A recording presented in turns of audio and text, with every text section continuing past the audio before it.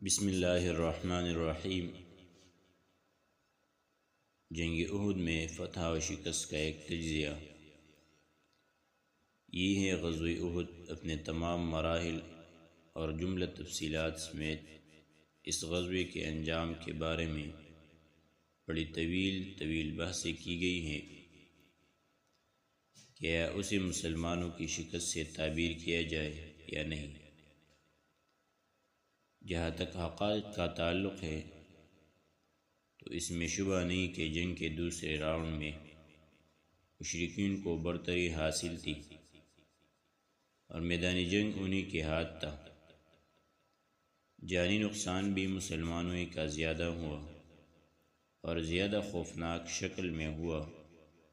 اور مسلمانوں کا کم از کم ایک گروہ یقیناً شکست کھا کر بھاگا، اور جنگ کی رفتار مکی لشکر کے حق میں رہی۔ لیکن ان سب کے باوجود بعضی امور ایسے ہیں جن کی بنا پر ہم اسے مشرکین کی فتح سے تعبیر نہیں کر سکتے۔ ایک تو یہی بات قطعی طور پر معلوم ہے کہ مکی لشکر مسلمانوں کے کیمپ پر قابض نہیں ہو سکا تھا، اور مدنی لشکر کے بڑے حصے نے سخت اتل فتل اور بد نظمی کے باوجود فرار نہیں اختیار کیا تھا، بلکہ انتہائی دلیری سے لڑتے ہوئے اپنے سپہ سالار کے پاس جمع ہو گیا تھا۔ نیز مسلمانوں کا فلاح اس حد تک ہلکا نہیں ہوا تھا کہ مکی لشکر ان کا تعاقب کرتا، علاوہ ازیں کوئی ایک بھی مسلمان کافروں کی قید میں نہیں گیا، نہ کفار نے کوئی مال غنیمت حاصل کیا۔ پھر کفار جنگ کے تیسرے راؤنڈ کے لیے تیار نہیں ہوئے، حالانکہ اسلامی لشکر ابھی اپنے کیمپ ہی میں تھا۔ علاوہ ازیں کفار نے میدانی جنگ میں ایک یا دو دن یا 3 دن قیام نہیں کیا، حالانکہ اس زمانے میں فاتحین کا یہی دستور تھا،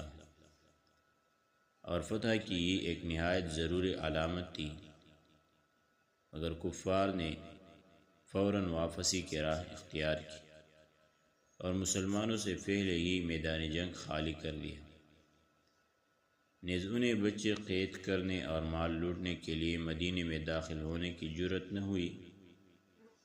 حالانکہ یہ شہر چند قدم کے فاصلے پر تھا اور فوج سے مکمل طور پر خالی اور ایک دم کھلا پڑا تھا، اور راستے میں کوئی رکاوٹ نہ تھی۔ ان ساری باتوں کا ماحصل یہ ہے کہ قریش کو زیادہ سے زیادہ صرف یہ حاصل ہوا کہ انہوں نے ایک وقتی موقع سے فائدہ اٹھا کر مسلمانوں کو ذرا سخت قسم کی ذک پہنچا دی، ورنہ اسلامی لشکر کو نرغے میں لینے کے بعد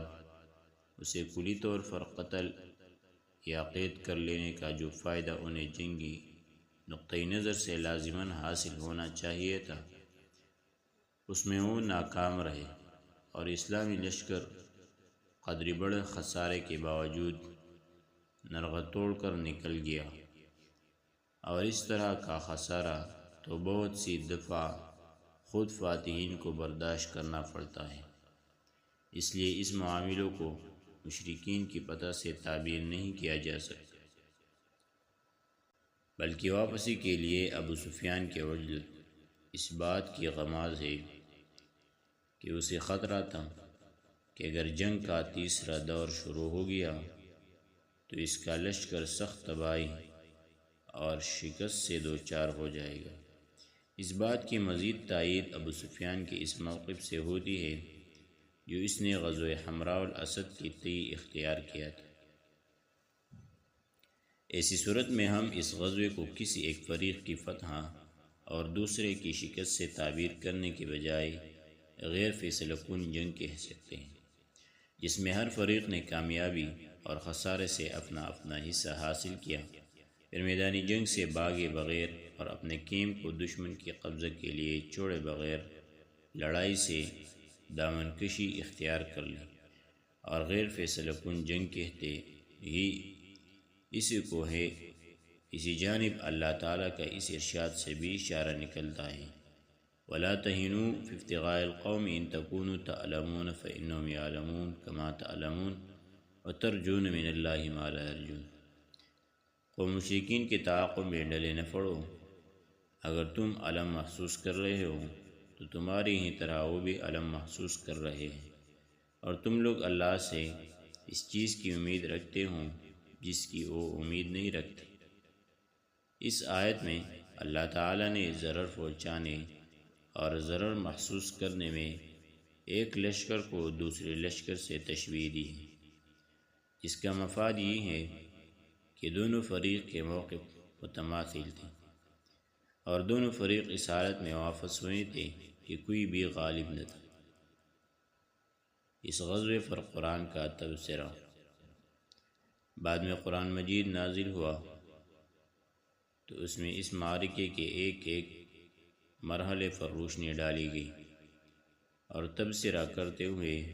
ان اسباب کی نشاندہی کی گئی جن کے نتیجے میں مسلمانوں کو اس عظیم خسارے سے دوچار ہونا پڑا تھا، اور بتلایا گیا کہ اس طرح کے فیصلہ کن مواقع پر اہل ایمان اور یہ امت جسے دوسروں کے مقابل خیر امت ہونے کا امتیاز حاصل ہے،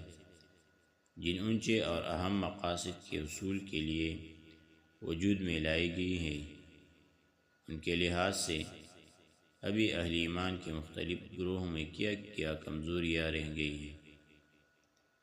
اسی طرح قرآن مجید نے منافقین کے موقف کا ذکر کرتے ہوئے ان کے حقیقت بے نقاب کی، ان کے سینے میں خدا اور رسول کے خلاف چھپی ہوئی عداوت کا پردہ فاش کی، اور سادہ لوح مسلمانوں میں ان منافقین اور ان کے بھائی یہود نے جو وسوسے پھیلا رکھے تھے ان کا ازالہ فرمایا، اور ان قابل ستائش حکمتوں اور مقاصد کی طرف اشارہ فرمایا جو اس معرکے کا حاصل تھے۔ اس معرکے کے متعلق سورہ آل عمران کی 60 آیتیں نازل ہوئی۔ سب سے پہلے معرکے کے ابتدائی مرحلے کا ذکر کیا گیا، ارشاد ہوا، وَإِذْ غَدَوْتَ مِنْ أَهْلِكَ تُبَوِّئُ الْمُؤْمِنِينَ مَقَاعِدَ لِلْقِتَالِ۔ یاد کرو جب تم اپنے گھر سے نکل کر میدان احد میں گئے اور وہاں مومنوں قتال کے لیے جا بجا مقرر کر رہے تھے۔ پھر آخر میں اس معرکے کے نتائج اور حکمت پر ایک جامع روشنی ڈالی گئی، ارشاد ہوا، ما كان الله ليذر المؤمنين على ما انتم عليه حتى يميز الخبيث من الطيب وما كان الله ليطلعكم على الغيب ولكن الله يجتبي من رسله من يشاء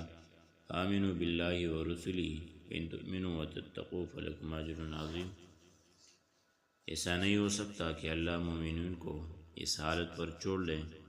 جس پر تم لوگ ہو، یہاں تک کہ خبیث کو پاکیزہ سے الگ کر دیں، اور ایسا نہیں ہو سکتا کہ اللہ تمہیں غیب پر مطلع کرے، لیکن وہ اپنے پیغمبروں میں سے جسے چاہتا ہے منتخب کر لیتا ہے۔ بس اللہ اور اس کے رسولوں پر ایمان لاؤ، اور اگر تم ایمان لائے اور تقوی اختیار کیا تو تمہارے لیے بڑا اجر ہے۔ غزوے میں کار فرما خدائی مقاصد اور حکمتیں۔ علامہ ابن قیم نے اس عنوان پر بہت تفصیل سے لکھا ہے۔ حافظ ابن حجر رحمہ اللہ فرماتے ہیں، علماء نے کہا ہے کہ غزوہ احد اور اس کے اندر مسلمانوں کو پیش آنے والے ذکر میں بڑی عظیم ربانی حکمتیں اور فوائد تھے۔ مثلا مسلمانوں کو معصیت کے برے انجام اور ارتکاب نہیں کی نحوست سے آگاہ کرنا، کیونکہ تیر اندازوں کو اپنے مرکز پر ڈٹے رہنے کا جو حکم رسول اللہ صلی اللہ علیہ وسلم نے دیا تھا، انہوں نے اس کی خلاف ورزی کرتے ہوئے مرکز چھوڑ دیا تھا، اور اسی وجہ سے ذکر اٹھانی پڑی تھی۔ ایک حکمت پیغمبروں کی اس سنت کا اظہار تھا کہ پہلے وہ ابتلاء میں ڈالے جاتے ہیں، پھر انجام کار انہیں کو کامیابی ملتی ہے،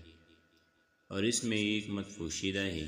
کہ اگر انہیں ہمیشہ کامیابی حاصل ہوتی تو اہل ایمان کی صفوں میں وہ لوگ بھی گھس آئیں گے جو صاحب ایمان نہیں ہے، پھر صادق و کاذب میں تمیز نہ ہو سکے گی، اور اگر ہمیشہ شکست سے دوچار ہوں تو ان کی بعثت کا مقصد ہی پورا نہ ہو سکے گا۔ اس لیے حکمت کا تقاضا یہی ہے کہ دونوں صورتیں پیش آئی تاکہ صادق و کاذب میں تمیز ہو جائے، کیونکہ منافقین کا نفاق مسلمانوں سے پوشیدہ تھا۔ جب یہ واقعہ پیش آیا اور اہل نفاق نے اپنے قول و فعل کا اظہار کیا تو اشارہ صراحت میں بدل گیا، اور مسلمانوں کو معلوم ہو گیا کہ خود ان کے اپنے گھروں کے اندر بھی ان کے دشمن موجود ہیں، اس لیے مسلمان ان سے نمٹنے کے لیے مستعد اور ان کے طرف سے محتاط ہو گئے۔ ایک حکمت یہ بھی تھی کہ بعض مقامات پر مدد کی آمد میں تاخیر سے خاکساری پیدا ہوتی ہے اور نفس کا غرور ٹوٹتا ہے۔ چنانچہ جب اہل ایمان ابتلا سے دوچار ہوئے تو انہوں نے صبر سے کام لیا، البتہ منافقین میں آہ و زاری مچ گئی۔ ایک حکمت یہ بھی تھی کہ اللہ نے اہل ایمان کے لیے اپنے اعزاز کے گھر یعنی جنت میں کچھ ایسے درجات تیار کر رکھے ہیں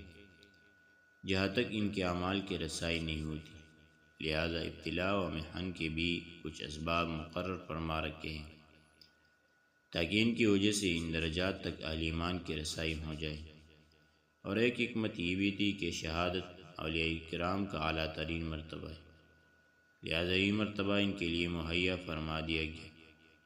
اور ایک حکمت یہ بھی تھی کہ اللہ نے اپنے دشمنوں کو ہلاک کرنا چاہتا تھا، لہذا ان کے لیے اس کے اسباب بھی فراہم کر دیے، یعنی کفر و ظلم اور اولیاء اللہ کی اظہار ثانی میں حد سے بڑی ہوئی سرکشی۔ پھر ان کے اسی عمل کے نتیجے میں اہل ایمان کو گناہوں سے پاک و صاف کر دیا اور کافرین کو ہلاک و برباد کر دیا۔ یہ ہے جنگی احد کا نقشہ۔ ابتدا میں مسلمانوں نے مشرکین کو شکست پاش دی اور ان کے کیمپ پر دعویٰ بول دیا، مگر عین اسی وقت جبل رمات پر متعین تیر اندازوں نے اپنا مورچہ چھوڑ دیا۔ نتیجہ یہ ہوا کہ خالد بن ولید فوراً چکر کاٹ کر مسلمانوں کی پشت پر پہنچ گئے اور انہیں نرغ میں لے کر جنگ کا فانسہ پلٹ دیا۔